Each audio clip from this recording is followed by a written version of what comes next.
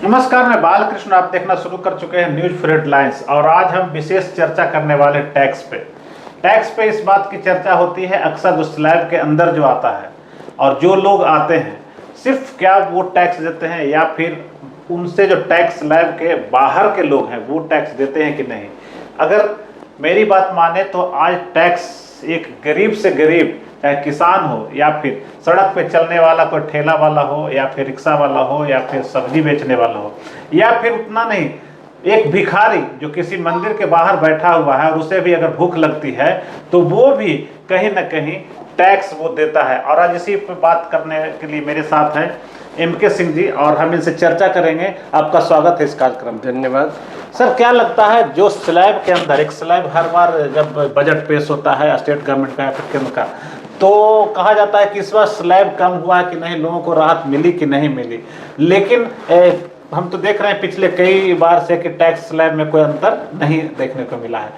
तो क्या वास्तविक में जो एक दायरा है और सिर्फ वही लोग टैक्स देते हैं या फिर हम जो बोलना चाह रहे हैं कि एक गरीब से गरीब इंसान भी टैक्स देता है, क्या कहेंगे आप? ऐसा समझिए कि सरकार का तंत्र है टैक्स वसूलने का दो, एक डायरेक्ट टैक्स और एक इनडायरेक्ट टैक्स। डायरेक्ट टैक्स से केवल 20% ही पैसा जमा होता है। पूरे भारत सरकार का बजट देखेंगे या स्टेट बजट देखेंगे तो 80% पैसा इनडायरेक्ट टैक्स से आता है। इनडायरेक्ट टैक्स से कैसे आता है इसको हम समझाना चाहते हैं। जैसे भारत का जीडीपी देखेंगे या बिहार का जीडीपी देखेंगे, जीडीपी पर कैपिटा और जीडीपी में पॉपुलेशन से डिवाइड करते हैं तो पर कैपिटा इनकम आता है। बिहार का पर कैपिटा इनकम 50,000 55,000 रुपये है। 12 करोड़ आबादी है। 12 करोड़ आबादी में 50,000 55,000 से मल्टीप्लाई करेंगे तो लगभग 6 साढ़े 6 लाख करोड़ आता है। 6 लाख करोड़ मान के चलिए। इस 6 लाख करोड़ में से सरकार के पास आता है पैसा लगभग 2-2.5 लाख करोड़। इतने का ही बजट बिहार सरकार पेश करती है। वो कलेक्टेड मनी है, उनके पास कुछ कलेक्टेड मनी है, कुछ लोन भी हर साल गवर्नमेंट कुछ लेती है। तो कितना परसेंट हुआ 6 लाख का? लगभग 40%। 40%। तो जीडीपी ग्रॉस जो डोमेस्टिक प्रोडक्ट है उसका इनका बजट साइड अगर 40% है तो ये पैसा कहीं ना कहीं से वो कलेक्शन से आया है, चंदे से आया है। इसको दूसरे तरीके से समझिए। कहा यह जाता है कि आप अगर महीने का 10,000 कमाते हैं तो जो 10,000 खर्च करेंगे कमाएंगे, हो सकता है 1-2 हज़ार बचा लें, लेकिन बाकी तो खर्च ही करता है। गरीब आदमी जो कमाता है खर्च करता है। तो कुछ सामान खरीदेंगे, पेट्रोल खरीदेंगे, मोबाइल खरीदेंगे, कपड़ा खरीदेंगे, जूता खरीदेंगे, चप्पल खरीदेंगे। हर एक चीज़ का वास्तविक कीमत के ऊपर एक टैक्स जोड़ा हुआ रहता है। आप मोबाइल खरीदें 20,000 का तो 28% जीएसटी है मोबाइल का। तो 28% 20,000 का होता है 5,600 रुपये। तो मोबाइल आपको मिलेगा 5,600, जोड़ दीजिए 20,000 में, 25,600 में मोबाइल मिलेगा। आपको तो लगा कि मोबाइल 25,600 का है, लेकिन वो मोबाइल 20,000 का है। तो 5,600 कहाँ गया? सरकार को। आप गाड़ी खरीदे, मान लीजिए कि आप एक मोटरसाइकिल खरीदे 1 लाख रुपए का, तो उसका वास्तविक कीमत कुछ 70,000 ही होगा। बाकी उसमें आप टैक्स पे, मोटरसाइकिल पे तो और ज़्यादा है, वो तो 40% 50% टाइप का टैक्स हो जाता है। मोटरसाइकिल का वास्तविक कीमत अगर 50,000 है तो 30% 28% जीएसटी जोड़ दीजिए तो 15,000 जीएसटी हो गया। तो 50 और 15 65,000 के ऊपर फिर रोड टैक्स भी आ जाएगा अच्छा खासा। उसके बाद फिर इंश्योरेंस भी आ जाएगा, इंश्योरेंस में भी टैक्स होगा। ऐसे करके वो बाइक का दाम कुछ 75-80 हज़ार रुपये हो जाएगा। वास्तविक कीमत 50,000 का था। तो बाकी 30,000 रुपये कहाँ गया? सरकार को। अब बाइक में आप पेट्रोल भराएंगे, आप पेट्रोल में कच्चे तेल का दाम जोड़ लीजिए और कच्चे तेल से जो पेट्रोल डीजल बनता है उसके प्रोसेस में भी दाम जोड़ लीजिए।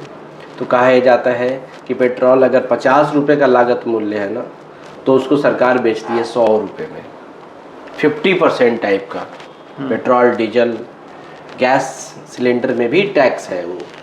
तो ऐसे करके कुल मिला के बात यह है कि अगर आपकी मासिक आमदनी 10,000 है और आपने 10,000 बाजार में खर्च किया तो 6,000 का सामान लेके आएंगे और 4,000 रुपये आप पे करेंगे टैक्स के रूप में। अब दुकान, आपको लगेगा दुकानदार को हम दे रहे हैं पैसा, दुकानदार कहाँ टैक्स पे करेगा?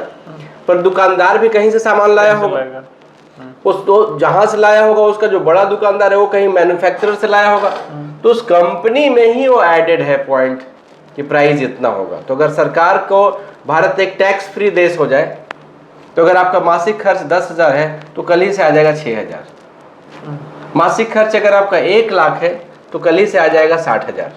अच्छा, एक चीज़ हम रोकना चाहेंगे, जैसे मान लिए कि जो मैन्युफैक्चरर है, मान लिए कि 1 क्विंटल वो चीनी बनाया, चीनी की बात हम कर रहे हैं, चीनी बनाया और 1 क्विंटल पे वो 10,000 रुपये टैक्स दिया, वो रिटेलर के पास आ गया, उसने भी 1 क्विंटल पे टैक्स दिया, उसके पास फिर जो लोकल जो दुकानदार है उसके पास आ गया तो वो भी 1 क्विंटल पर टैक्स देगा, सबका टैक्स तो वही है। नहीं नहीं नहीं नहीं, तो वो वन टाइम है।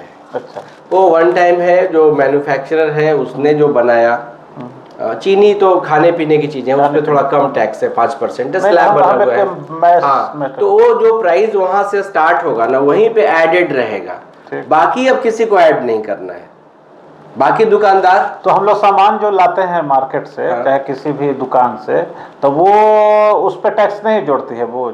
नहीं, जैसे मान लीजिए कि एक साबुन खरीदा आपने 50 रुपए का, तो 50 रुपए में जो दुकानदार जिससे आप खरीदे वो 48 रुपए का लेके आएगा, 2 रुपए प्रॉफिट कमाएगा उस पर। अच्छा, वो दुकानदार जो किसी होलसेलर से लाया होगा वो भी हो सकता है 1 रुपए कमाया होगा। अच्छा। 47 रुपए जीएसटी एक ही बार वो इंक्लूड हुआ शुरू में। अब वो साबुन बनाने की जो कंपनी है, अगर उसको लागत मूल्य पड़ता है 40 रुपए या 42 रुपए, तो उसमें वो 18% स्लैब हो या 12% स्लैब हो जोड़ के वो उतने रुपए में ही बेचेगी बाहर।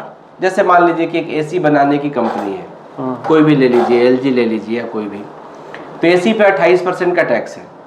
तो अगर वो एसी आप बाजार में खरीदे 32,000 में, मान लेते हैं 1.5 टन का एसी 32-30 हज़ार में आता है, 32,000 रुपये में 1-2 हज़ार रुपये दुकानदार फायदा लेगा।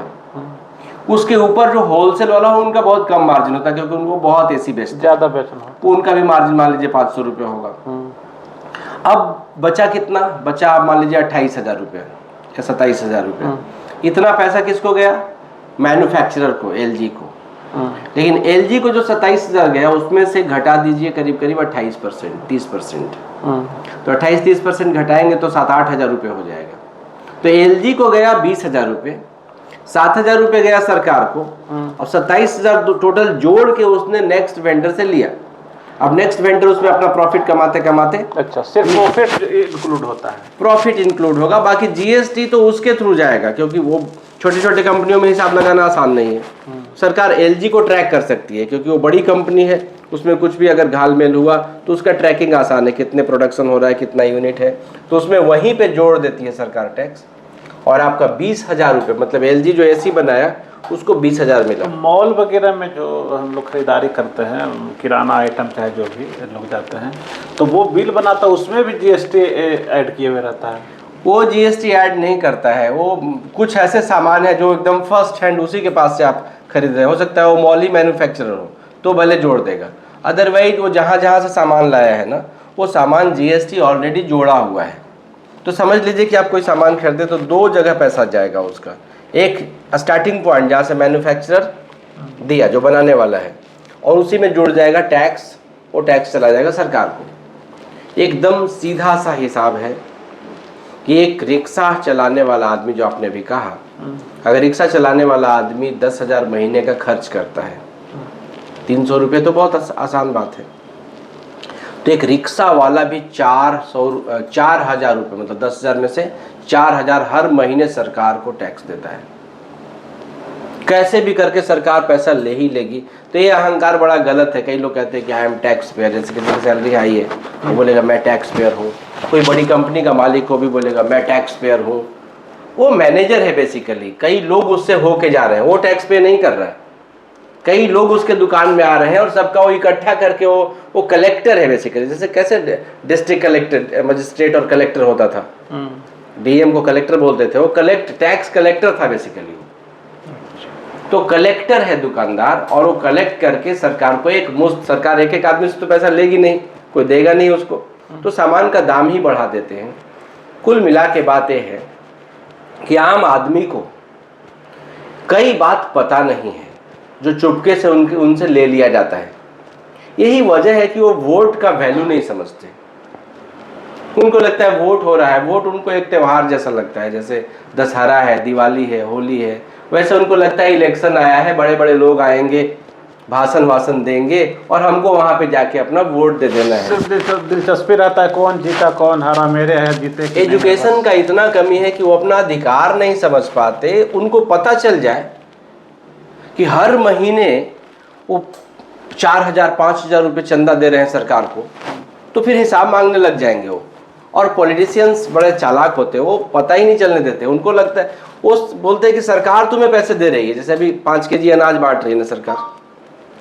एक किसान भी आदमी होता है, उसका भी मंथली मान लीजिए कि 50,000 पर कैपिटा इनकम है ना बिहार में।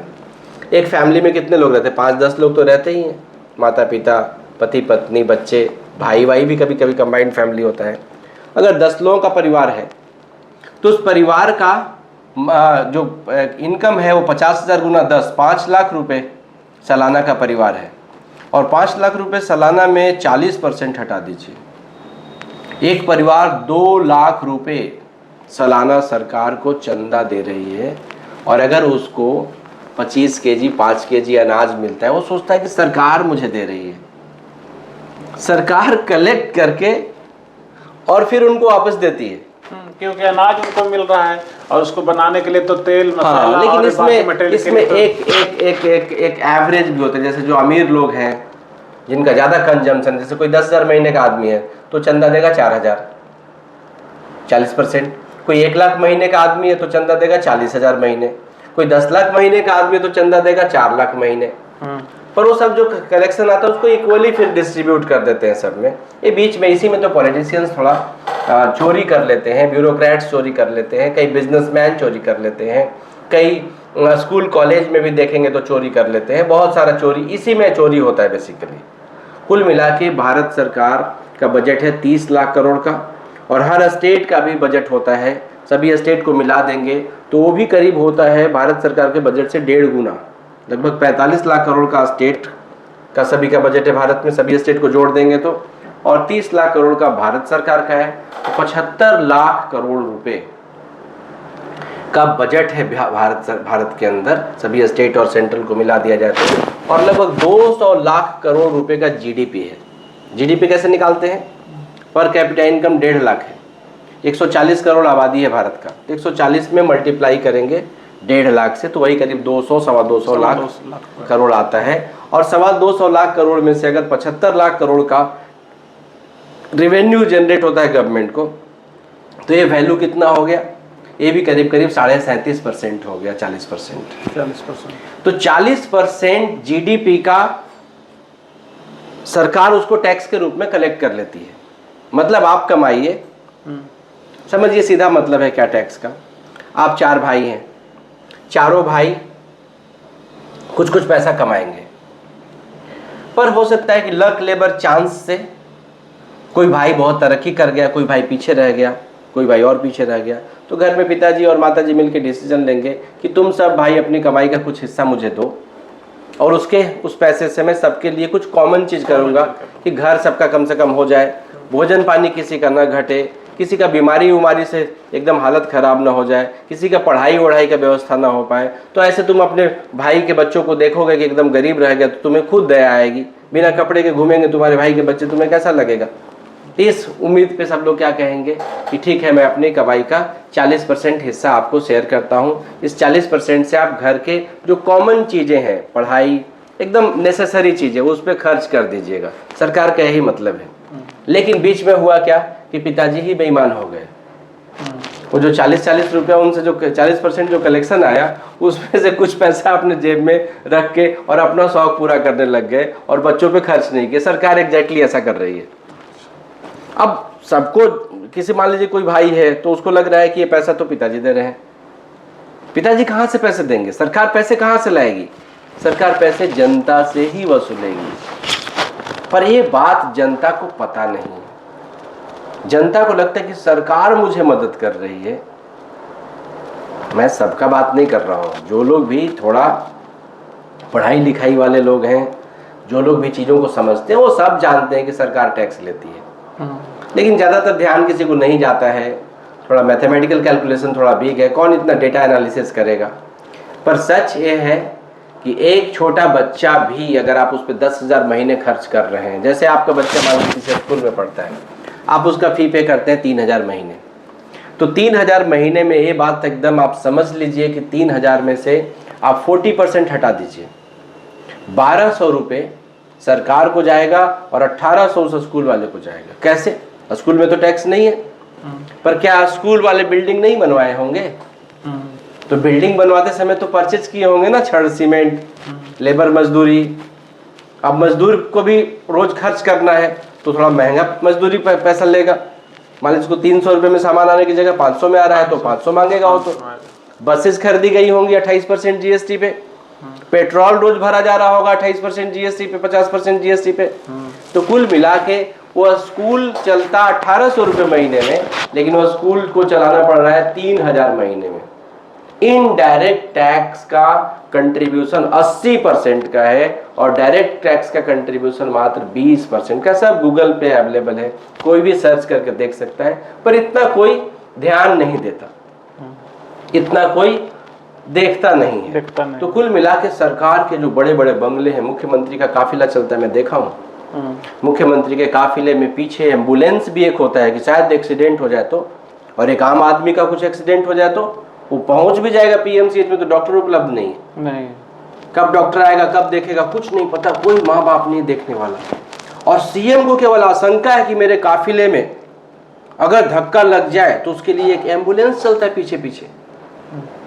वो बेसिकली ताकत का खेल हो गया। जो ताकत बना लिया वो कहता है हाँ मैं चोर हूँ। चोरी और डकैती शायद सुने होंगे ना, चोरी मतलब कि जब आप सोए रहेंगे तब कोई चुरा के चला जाएगा, मतलब चोर आपसे कमजोर है। और डकैती आप जगे हुए हैं, आपको गिरफ्तार कर लेगा आप ही के घर में बंदूक की नोक पे, और सब सामान उठा के जाएगा कि आप क्या कर सकते हैं कर लो। तो बेसिकली सरकार के लोग इतने ताकतवर हो गए हैं कि वो अब अंग्रेज कैसे वसूलते थे, चुंगी वसूलते थे, वैसे ही सरकार अब आपका हिम्मत नहीं कि आप टैक्स नहीं देंगे, आप टैक्स नहीं देंगे आपको सामान ही नहीं मिलेगा, आपके घर इनकम टैक्स वाला पहुंच जाएगा।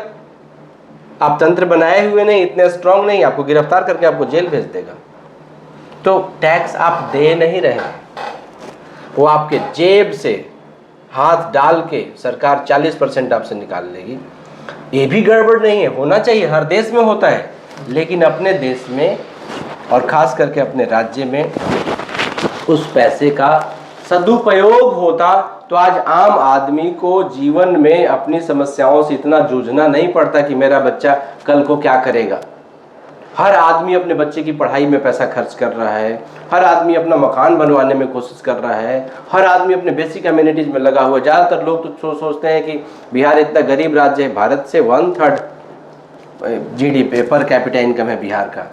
वो सोचते हैं कि मेरा बच्चा बॉम्बे चला जाए, दिल्ली चला जाए, दूसरे राज्य में चला जाए, ऐसा चला जाए, वैसा चला जाए। क्यों?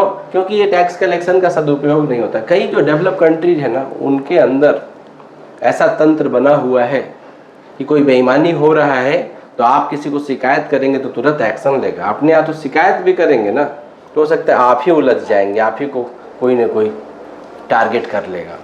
सरकार मतलब अपना जिसमें ज़्यादा पब्लिसिटी उसका होता है, प्रचार प्रसार अपना शौक पूरा करती है एक तरह से, मतलब जनहित का जो काम जो सीधे जनता को फायदा करेगा उनका भी उनका भी ऐसे लगता है जैसे हर लेवल पे कंपटीशन है ना, तो ये पॉलिटिशियंस एक डायरेक्शन पे चले गए, वो जनहित वाले पॉलिटिशियन रहे नहीं, सारे तो बिजनेसमैन और जो रिच लोग हैं, पावरफुल लोग हैं।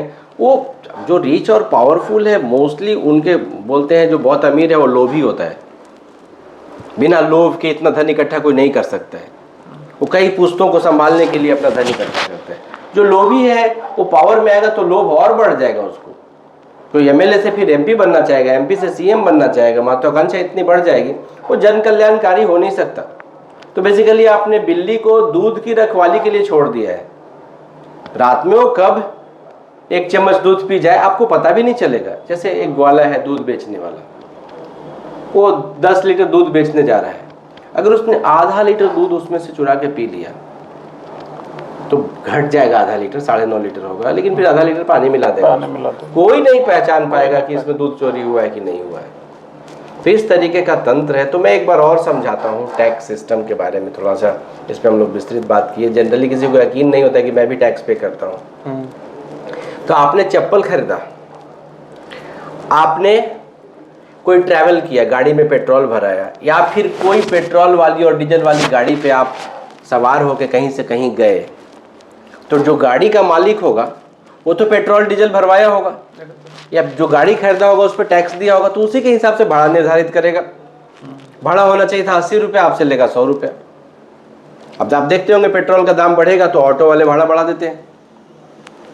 तो एक छोटा छोटा लेवल पे पता भी नहीं चलता है। जब आप आए तो आपसे 2 रुपये ले लिए, ऐसे करते करते बूंद बूंद तालाब भरता है।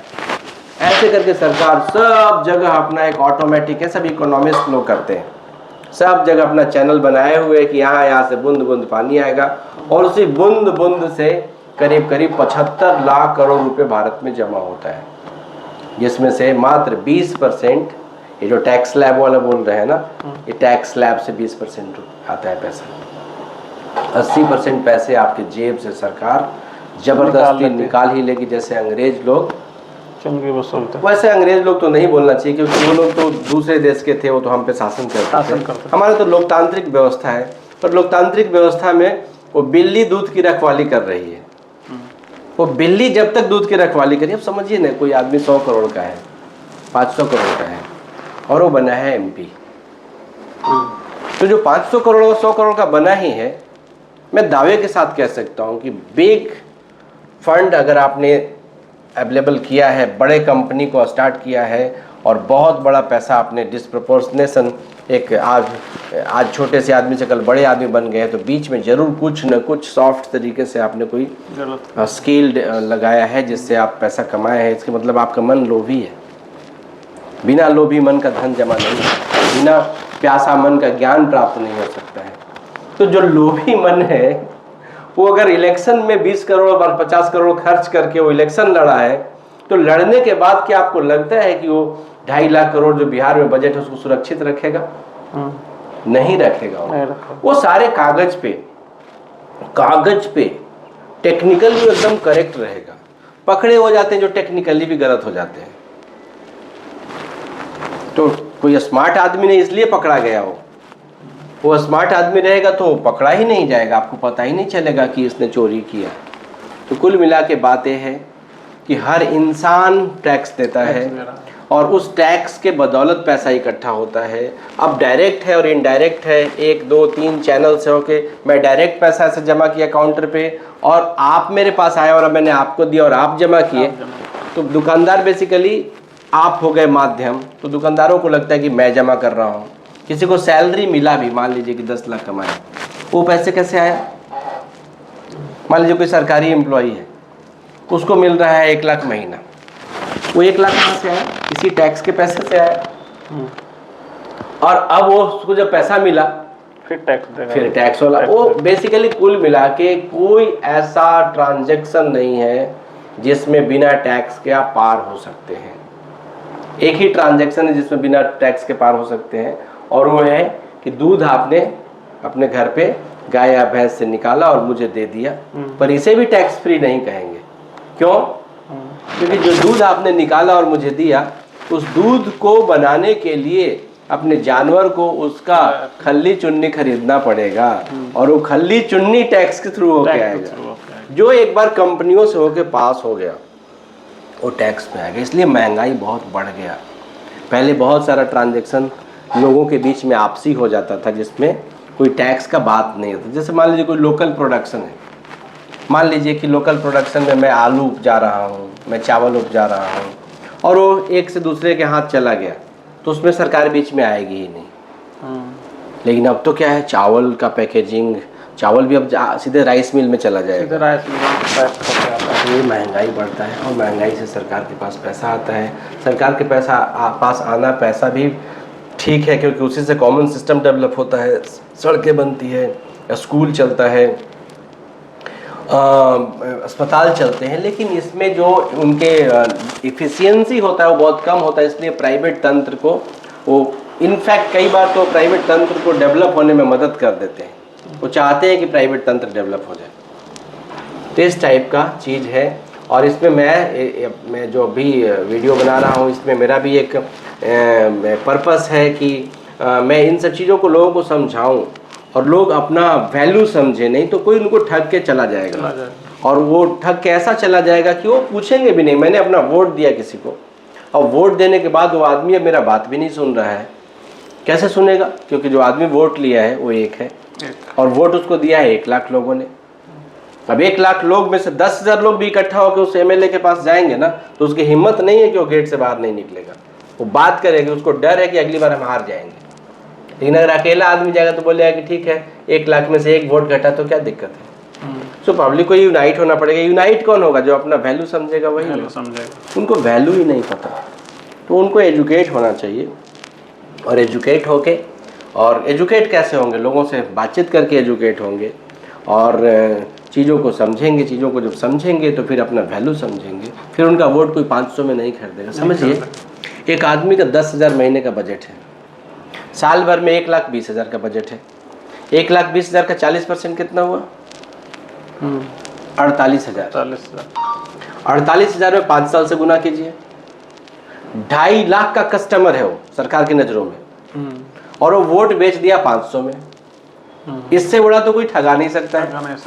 2.5 लाख का माल मेरे पास है और मुझे आप 500 खाली देंगे, 500 में, और मैं 2.5 लाख आपको देने को तैयार हूँ।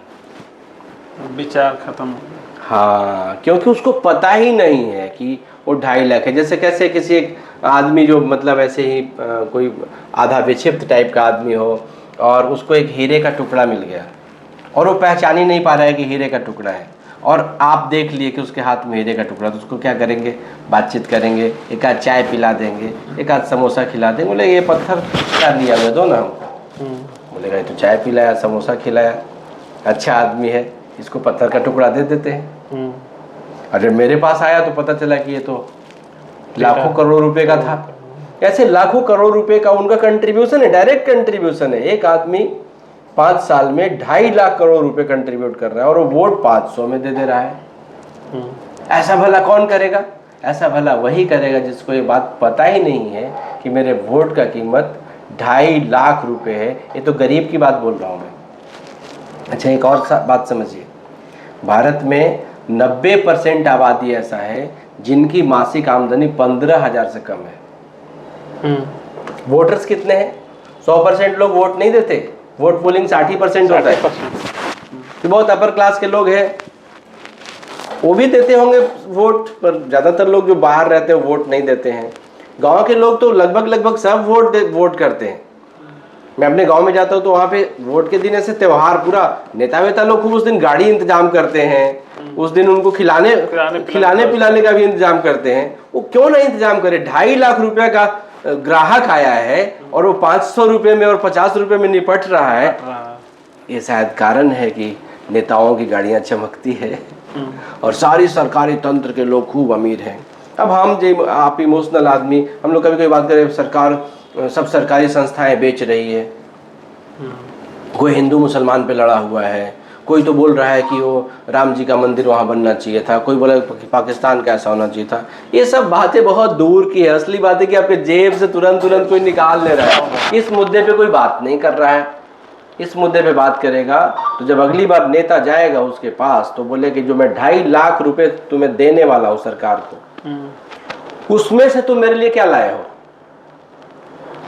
दुकानदार को जब आप देते हैं 100 रुपए तो पूछते हैं कि 100 रुपए के बदले क्या दे रहे हो? क्या तो वैसे ही वो पूछेगा अपने नेता से कि तुम जिस सरकार के तंत्र बनने जा रहे हो वो मुझसे 2.5 लाख रुपए वसूलने वाला है अगले 5 साल में। तुम्हारे ही माध्यम से मैं उन तक आवाज पहुंचाने वाला हूं।